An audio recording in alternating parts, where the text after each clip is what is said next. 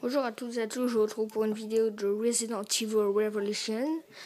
Donc ça se passe dans un bateau, c'est contre des sortes d'aliens, des mutants. Enfin non, pas des mutants, des aliens. Donc l'histoire c'est que Chris a disparu et puis donc Jill Valentine essaye de retrouver son compagnon Chris et donc Chris est accompagné de Jessica comme partenaire et ben voilà, j'ai tout dit. Donc je vais supprimer une partie pour en commencer une autre avec vous. Je vais supprimer Titine. Oh merde, je me suis planté. Bon, c'est pas grave, ça va aller vite.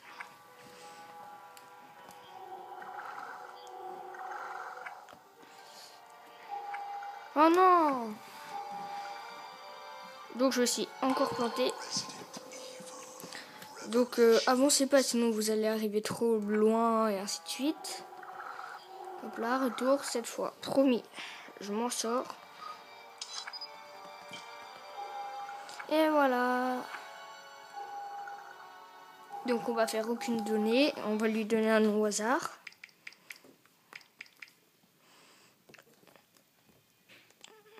Et voilà.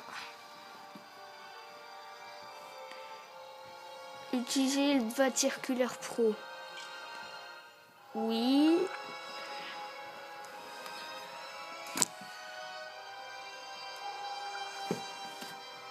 Hop là, c'est parti.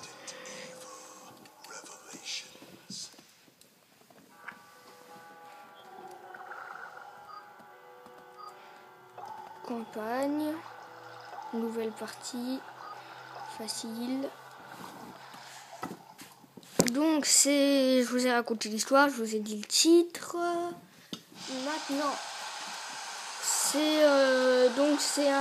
j'aime moi mon truc préféré dans ce Resident Evil, c'est la mode online, parce c'est une très bonne mode online. Donc c'est déconseillé au moins de 16 ans, il y a de la violence, il y a de l'online. Et ben voilà, c'est développé par Capcom. Donc j'ai tout dit. Non, c'est développé par Nintendo. Et puis le truc, je sais pas ce que c'est Capcom. Hop là, c'est parti. Donc je vais vous passer la cinématique parce qu'elle est longue. Après, il trouve un paquebot qui s'appelle le Queen Zenobia. Donc là, il l'aborde. C'est ça la cinématique. Donc là, ils ont fini de l'aborder. On est dans le paquebot. Donc là, il y a une grosse vague.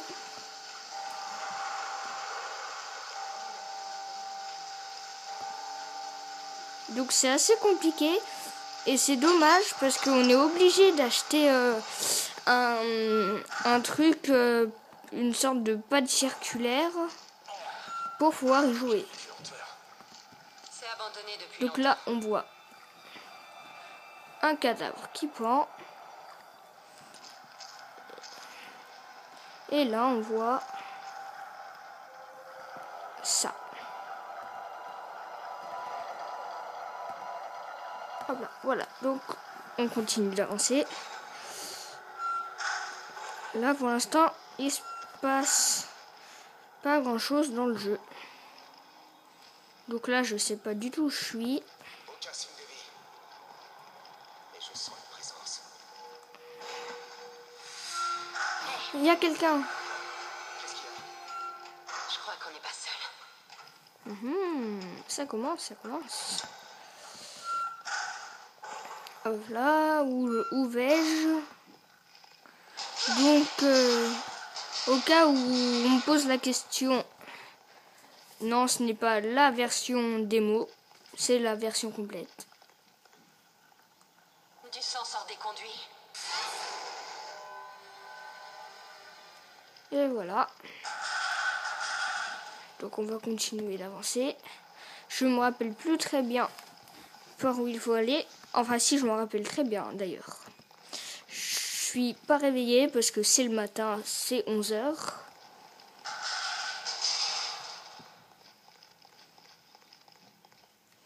Donc le jeu en lui-même est assez simple.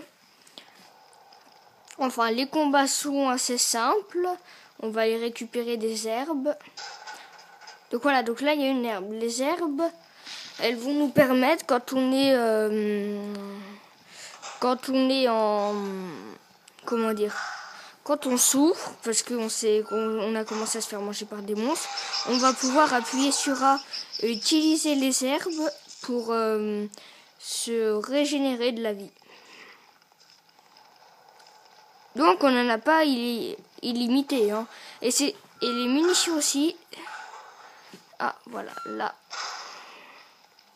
Il y a un truc qui nous plaît. Son visage a été réduit en bouillie.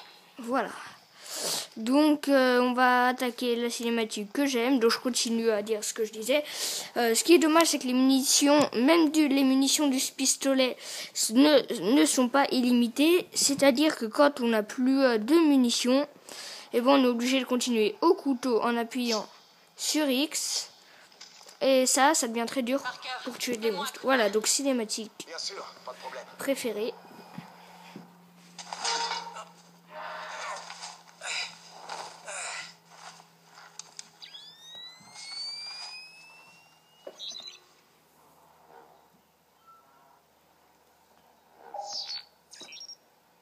Donc là, je joue pas, hein. Là, c'est la cinématique. On dirait une arme. Et maintenant? Une seconde.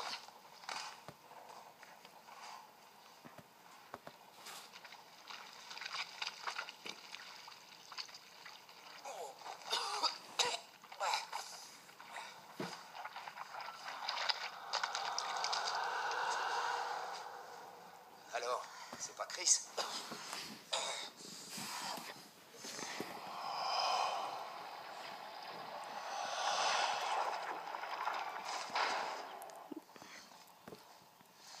Donc là, premier combat contre ces mutants, donc. Hop là, c'est parti. Ah mince. Donc on peut éviter de trop se faire manger en appuyant plusieurs fois sur X. Donc pour les combats. Donc vous voyez, les monstres vont pas essayer de manger mon partenaire. Ils foncent sur moi. Comme si c'était... comme s'ils étaient programmés pour ça. Maintenant, on sait ce qui est arrivé à l'équipage. C'est pas bon du tout, ça. Ouais. Oui, Chris. Donc c'est là où ça commence, c'est le début de l'histoire. On va devoir retrouver Chris, dont je vous ai tout expliqué. Donc là, je vais vous montrer cette mission et après je vais arrêter.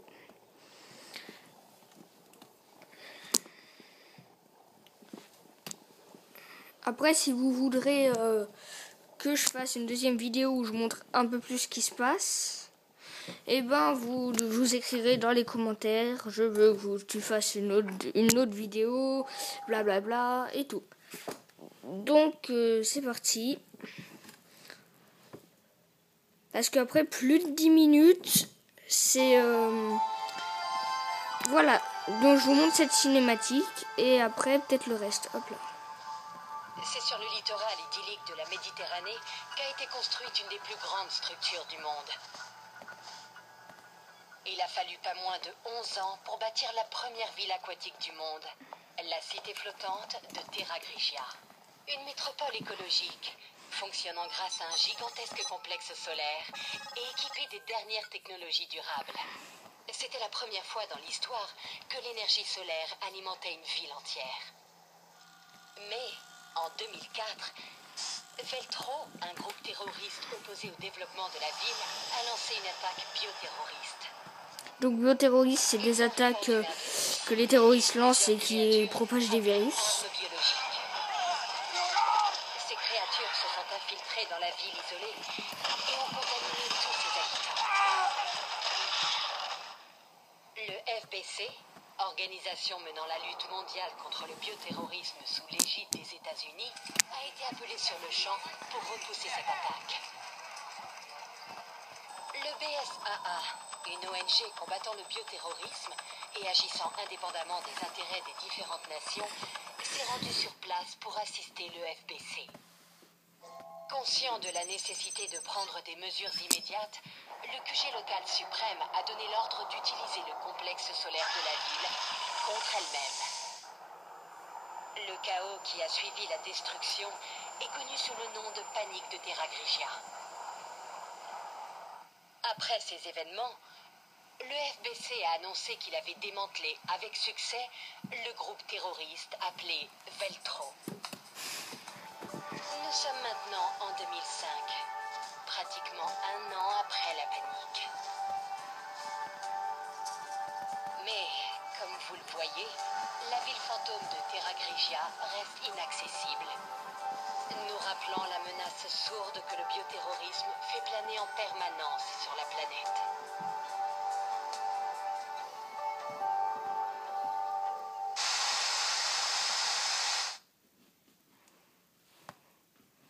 Donc voilà. Donc je vais donner quelques informations sur la durée du jeu et les graphismes, comme j'en ai pas encore parlé, pour terminer cette vidéo. Donc les graphismes sont vraiment pas mal pour une console Nintendo. C'est tout ce que j'ai à dire. Le jeu est fluide. Il y a pas vraiment dans le jeu, je suis pas tombé sur un seul bug. Et il y a quelques caisses, quelques petits détails.